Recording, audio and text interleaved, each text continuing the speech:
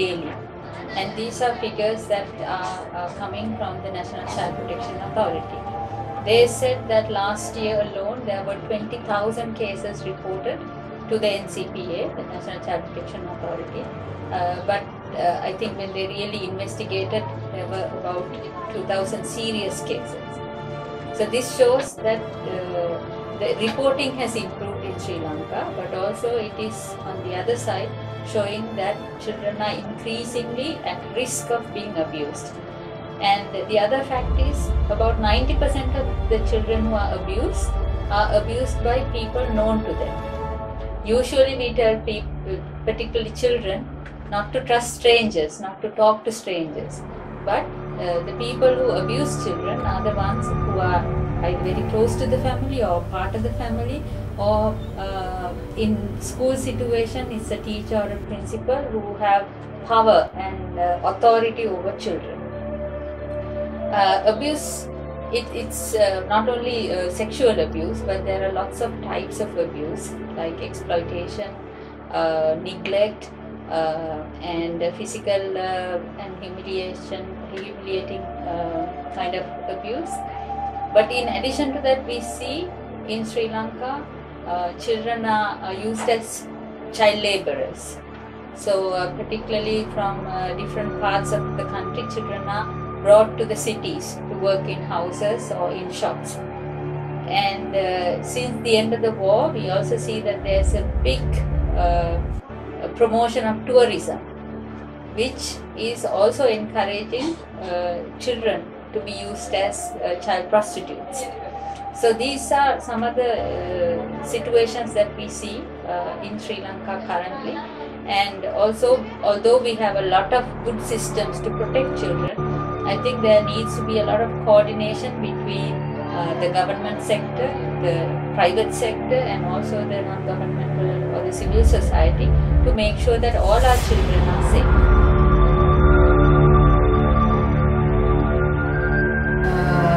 வேறிடங்களில் வளர்ந்த பிள்ளைகளின் எதிர்காலம்ன்றது வந்து நாங்கள்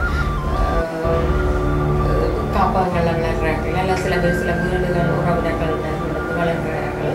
இது எப்படியே இருந்தாலும் அவர்களின் அந்த குழந்தை பருவத்தில் அவங்களோட குடும்ப இதை விட்டு விலகி வாழ்றது என்றது வந்து நிறைய பாதிப்புகளை கொண்டு வருகிறது. சில பேர் வந்து நல்ல முறையில் தங்கள் எதிர்காலங்களை அமைச்சு கொண்டு போயிட்டீங்கன்னா, ஆனாலும் அவர்களுடைய கடந்த கால கவலைகள் அல்லது கடந்த காலங்களை பற்றி கதைக்கிற பொழுது தாங்கள் அந்த பிரிந்து வாழ்ந்தது என்பது ஒரு முக்கியமான ஒரு நினைவாகவே அவர்கள் அதை வச்சிருக்கிறார்கள். கவலைக்குரிய நினைவுகளாக. வன்முறைகளில் மிக மோசமான வன்முறை சிறுவர்களுக்கு எதிரான வன்முறை. இந்த சிறுவர்களுக்கு எதிரான வன்முறைகள் இலங்கையை பொறுத்தவரையில் ஒரு நாளைக்கு 3 வன்முறைகள் என்ற விதம் நடைபெற்று வருகிறது. இந்த துப்பாக்கியமான சூழலில் இருந்து செல்வலிங்கம் பகீரதன் என்ற சிறுவன் 9 வருடங்கள் சிறுவர் காப்பகத்தில் இருந்த பின் மீண்டும் குடும்பத்துடன் இணைந்திருக்கிறார். அவனை பற்றிய ஒரு செய்தி கண்ணு.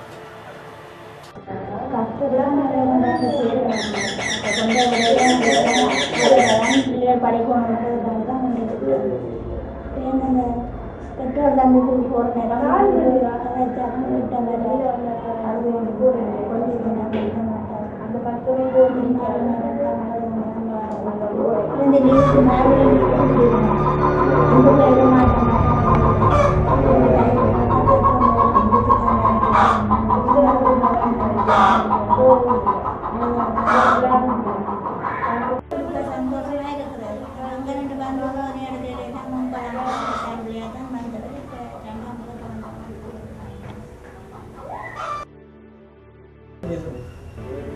நான் போலீஸோட தான் இதை மூத்தவரை படிப்பித்தேன்.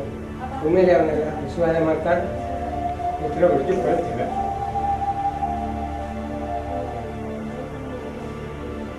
அதையெல்லாம் உண்மையுமே அவன் படிக்கிறதுக்காண்டி அவர் இப்போ நிற்பாங்க.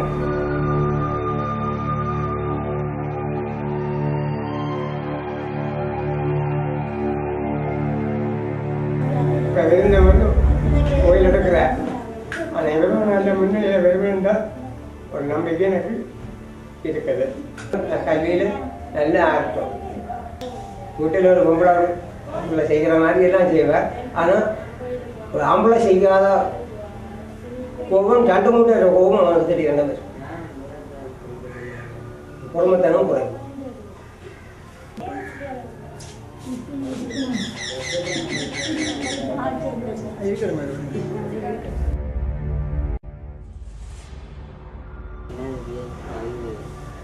நான் 7ஆம் ஆண்டில் அங்கே ஹாஸ்டலில் போனேன்.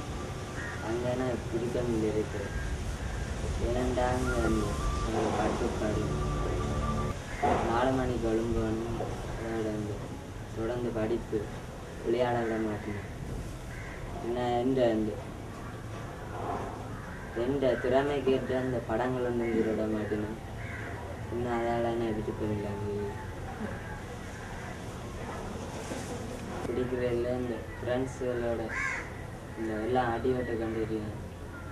இன்னும் நான் தனிமையெல்லாம் இருக்கிறேன். அதை நான் பார்க்குறேன். அழுகையாக அதில் பார்க்க போகிறேன். ஜெயிலுக்குள்ளே இருக்கிறது ஒரு எல்லா பிறப்புக்கும் தான் இருக்கணும். அதை தாண்டி நம்ம ஒரு கோவிலில் வெளியேற்று லீவுக்கு வந்தேன்னா போராது இருக்கமில்லைங்க. ரெண்டாயிரம் வீட்டை அந்த சந்தோஷமாக இருந்து கொலை அங்கே இருக்கணும். அந்த கூட்டாட்டிக்கு அடி விழும், இந்த விளையாடின அடியில் விழும். நாங்களே சின்ன தவறுகள் விட்டுண்டால் பெரிய தடியலாளியில் படிக்கும். இந்த மாதிரி எத்தனையோ சிறுவர் இல்லங்களில் பிள்ளைகள் இறங்கி கொண்டிருக்கிறார்கள். அவர்களை அதிலிருந்து மீட்டெடுத்து வாழ்வில் ஒளிவர். அடுத்தது இந்த சிறுவனது கல்வி செயற்பாடுகள் இதர பாடவிதான செயற்பாடுகள் தொடர்பாக பாடசாலை நிர்வாகத்தினர் கூறுகிறார். அமைதியான சுபாவம், மற்றபடி வகுப்பறை செயற்பாடுகளில் அவருக்கு பிரச்சனை இல்லை. பாடசாலை செயற்பாடுகளில் ஈடுபட்டிருக்கிறார். ஃபுட்பால் டீமில் முக்கியமான உறுப்பினராக இருக்கிறார். நேஷனல் டீம் வரை போனது அதில் பார்ட்டிசிபேட் பண்ணியிருக்கிறார். ஒட்டுமொத்தமாக பார்க்க அவற்றை செயற்பாடு வரவு பாடசாலை வரவு நல்ல சிறப்பாக இருக்குது. ஒவ்வொரு செயற்பாடுகள்லேயோ திளங்கக்கூடிய மாணவனாக இருக்கிறார். ஒட்டுமொத்தமாக அதை சிறப்பாக செயற்பட்டு கொண்டிருக்கிறார் சொல்லுங்கள். திருமதி கே முரளி கணேசமூர்த்தி பாடசாலையில் உபாதிகர். கற்றல் சாதனங்கள் அதில் கொஞ்சம் பீன்றதன்மை கூட இருக்குது. ஆனால் இந்த வெளிப்புற நிகழ்வில் இப்போ சமூக விஞ்ஞானம் நடக்க ஒரு ப்ரோக்ராம் ஆயத்தப்படுத்தி போட்டு இதில் பார்ட்டிசிபேட் பண்ணிட்டே இல்லை டக்குன்னு மாட்டேன்னு சொல்லி அப்போ நான் எனக்குள்ள அடிக்கிற பேர் சிந்திக்கிறோம். அப்படி மாட்டேன்னு சொன்னேன் சொல்கிறான். அந்த அளவில் எனக்குள்ளே இதை போட்டு ஆனால் வகுப்புலையில் பரவாயில்ல மாணவர்களை கோஆப்ரேட் பண்ணி நடக்கிறதோ நல்ல சேப்படலை கொண்டு காட்டுறது. இங்கே பிள்ளைகள் 16 வயது வரை, பெண்களாயும் 18 வயது வரை எங்களோட இருப்பாங்க இந்த இல்லத்தில். அதுக்கு பிறகு நாங்கள் பிள்ளைகளை இங்கே வைத்திருக்கிறது இல்லை. கஷ்டத்தில் அம்மா அப்பா வளர்க்க இதுன்னு இங்கே படிக்கத்தானே கொண்டு வந்து விட்டது. ஆனால் பிள்ளைகளுக்கு பெற்றோடு இருக்கணும், வீட்டில் இருக்கணும், எந்த பிள்ளைங்களும் ஆசை அவருக்கு வீட்டில் தான் இருக்குது. வீட்டில் பிரச்சனைக்கு உரிய பிள்ளைகள் இல்லத்தில் இருக்கிறது நல்லது. ஆனால் அதை பிரச்சனை இல்லை என்று சொன்னால் அவங்க அப்பா அம்மாவே இருந்து அப்படின்னு பிள்ளைகளுக்கு அப்பா அம்மா இருந்தால் வீட்டில் இருக்கிறது. இங்கே வந்து இப்போ சேர்த்த சில்ட்ரன் சாந்தியம் அவங்க இதோட வந்து இப்போ அவை வந்து அந்த முக்கியமாக ஹோமில் இருக்கிறார்களை பிள்ளைகளை இப்போ பெற்றோரோடு இருக்கணுன்றதுக்காக ஹோமில் இருக்கிறார்களை பெற்றோரோடு இணைச்சி விடுறது. அதில் முக்கியமாக எங்களோட சிறுவர்களாயத்தில் சொல்லக்கூடிய ஆளுன்னு சொன்னால் பைரவன். அவர் வந்து ஹோமில் இருக்கைக்குள்ள அவருக்கு அந்த தனிமை வெறுப்பு ஒருத்தரோடைய முன்பு நடக்கிறதில்லை. இவர் வந்து இந்த படங்கள்ங்கிறக்கூடியவர். அவர் அங்கே இருக்க ஹோமில் இருக்க படம் உண்டு. இந்த எல்லா ஆக்களும் வந்து விளையாடி கொண்டு கேட்க தான் மட்டும் அந்த தனியாக சோகமாக இருக்கிற மாதிரி ஒரு படம் இருக்கிறது. அப்படி அங்கே இருக்க அந்த எதுவுமே விருப்பம் இல்லாத மாதிரி ஹோமில் இருந்திருந்தால் அவன் அந்த திறமை வந்து வழிகாட்டி இருக்கிறார். அவன் அங்கேயே இருந்து சோர்ந்து அப்படியே தன் திறமையை வெளிக்காட்டாமல் தனக்குள்ளேயே அந்த மன அழுத்தத்தாலே அப்படியே தான் இருப்பான். அவனை வெளியில் கொண்டு வந்தபடியாக திறமையாக வந்து கட்டாயம் வந்து பெற்றோருங்க இந்த அரவணைப்போடு தான் கூடுதலாக வந்து இருக்க வேண்டும். ஏனென்றால் சிறுவர்களுக்கு வந்து பாதுகாப்பான இடம் வந்து பெற்றோர்கள் தான். பெற்றோர்கள் இல்லாத பட்சத்தில் வந்து அவர்களுக்கான பாதுகாவலர்கள் அந்த கேர்கீப்பர்ஸ் அவர்களோட தான் இருக்க வேணும். அப்படி இருக்கும்போது தான் சிறுவர்களுக்கான வந்து துஷ்பிரயோகங்களை வந்து குறைக்கலாம். அடுத்தது வந்து துஷ்பிரயோகங்கள் ஏற்படாமல் தடுக்கலாம். இந்த வகையில் வந்து சிறுவர் இல்லங்கள் வந்து எந்த வகையில் பொருத்தமாக இருக்குதா என்று யோசிக்கும் போது சிறுவர்கள் துஷ்பிரயோகங்களுக்கு உட்பட்ட பிறகு அவர்களுக்கான ஒரு புனர்வாழ்வு அளிக்கின்ற ஒரு இடமாகத்தான் சிறுவர் இல்லங்கள் இருக்கணும். மற்ற சிறுவர் இல்லங்கள் வந்து ஒரு சிறியதாக்கிய ஒரு குடும்ப அமைப்புக்கான ஒரு செட்டப்புக்கு வரணும். இது சிறுவர் இல்லங்கள் யாழ்ப்பாணத்தில் பொறுத்த மாட்டில் ஒரு பெரிய கட்டமைப்பை கொண்டுதான் தானே இருக்குது. ஒரு 500 பிள்ளைகள் ஒரு கோளில் படுக்கிறது அல்லது 100 பிள்ளைகள் ஒரு கோளில் படுக்கிறது. அப்படி இல்லாமல் எங்கிட்ட வீட்டின் கட்டமைப்புக்கு ஏற்ற மாதிரி 5-6 பிள்ளைகளுக்கு ஒரு ரூம்ஸ் சொல்லாமல் ஒரு வீடு, அப்படியான ஒரு சிறிய கட்டமைப்புகளை உள்ளடக்கும் போது வந்து சிறுவர்கள் தங்களுடைய பிரச்சனைகளை வந்து வெளிப்படுத்துறதாகவும் அவர்கள் உள ரீதியான வார அந்த பிரச்சனையில இருந்து அவர்கள் குறைத்துக் கொள்ளக்கூடிய சந்தர்ப்பங்கள் வந்து இருக்கு.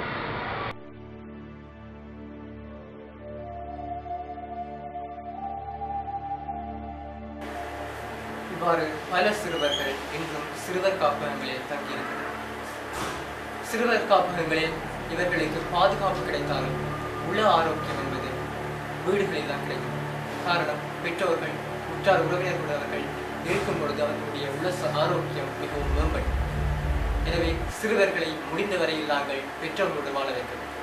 இதுவே நமது கடமையாகும்.